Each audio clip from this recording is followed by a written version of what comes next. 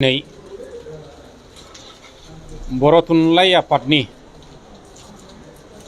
मुंख्लं सान फोरबो फालिनायाव बाहागो लाफैनाय आरो फोसावनो थाखाय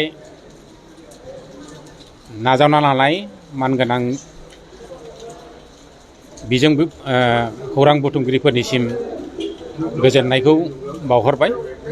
जेखि जादोला दिनैहाय बर' थुनलाइ आफादा बोसोरफ्रामबो फालिनाय बादियै जोंनि चिरां जिल्ला बर' थुनलाइ आफादाबो जागायजेननायनिफ्राय दिनैसिम 28 सेप्तेम्बरखौ मुंख्लं सान फोरबो फालिबोबाय थादों। दिनै फालियै फालियै चिरां जिल्ला बर' थुनलाइ आफादा 50थि खेब आगान होफैबाय।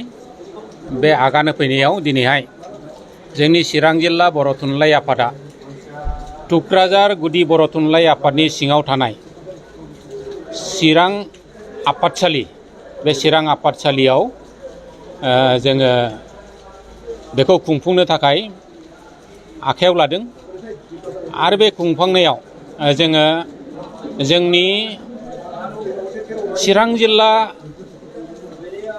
बेन्दोङाव थानाय जोंनि दैदेनगिरिफोर, जोंनि थुनलाइगिरि, जोंनि समाज दैदेनगिरि गासिबखौबो जोङो रावखौबो बासियालासेनो, राजखान्थिगिरिफोरखौबो रावखौबो हेव खालामालासेनो साफ्रोमखौबो लेंहरनाय जादों। दा बावहाय सोर फैयो सोर फैया बेखौ जोङो जोंनिफ्राय जेबो गाज्रि मोननाय थाया। जायखिया जोंहा बर' थुनलाइ आफादै मोनसे उदां आफाद हिसाबै जोङो जेब्लायबो साफ्रोमखौबो जोंनि बर' फिसाफोरखौ जोङो साफ्रोमखौबो बहाय बाहागो लाजानायखौ लुबैबाय थायो आरो जोङो लेंबाय थादोंबो। जोङो दिनैहाय बे मुंख्लं सानावहाय जोंनि मुंख्लंफोरनि मुङै जोङो आलासि लाबोखादों। जोंनिनो बेंटल कलेजनि मानगोनां गोरायुं रनजित नार्जारि बिथाङा जोंनि आलासि।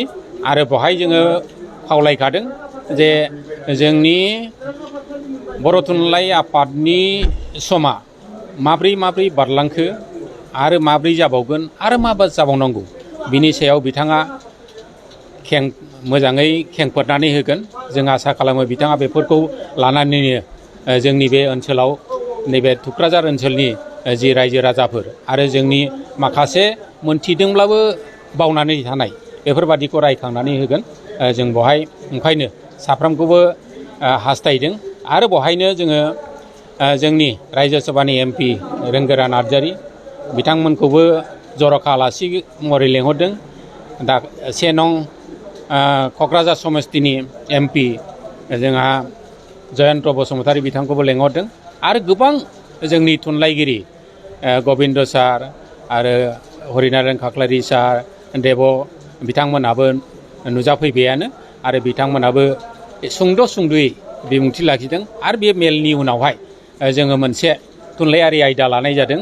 बे थुनलाइयारि आयदायाव साफ्रोमबो गाव गावनि सुजुनाय जि खन्थाइ, रायथाइ, सल' आरो माखासे सावरायथाइ बेफोरखौ गाव गावनि लिरनायखौ बिथांमोना फरायथिगोन। दा बेखिनि जोंनि हाबाफारिया बेबायदिनो दिनैहाय सानसे सोलिगोन आरो।